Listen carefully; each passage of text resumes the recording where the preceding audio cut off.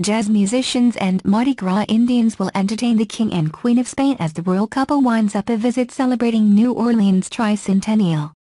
King Philippe, feh-LEE-peh, 6 and Queen Letizia, head from Louisiana to San Antonio, Texas, and Washington. Mardi Gras Indians are groups of African Americans who create elaborate feathered and beaded costumes in which they strut and dance through the streets on Mardi Gras.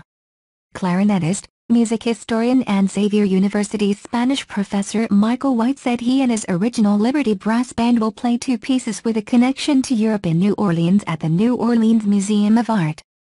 Panama is a march in the traditional European style. It was published in 1911, and all over the country it was played by and read by brass bands, White said.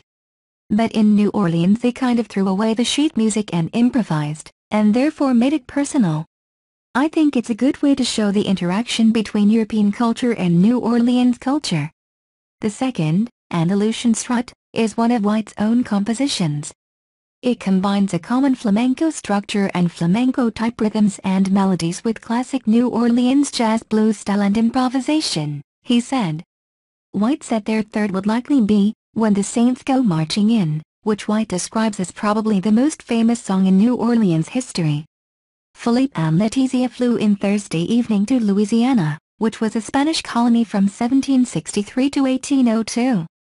They arrived at New Orleans Airport at sunset and were greeted by several officials including Louisiana Governor John Bel Edwards and New Orleans Mayor LaToya Cantrell.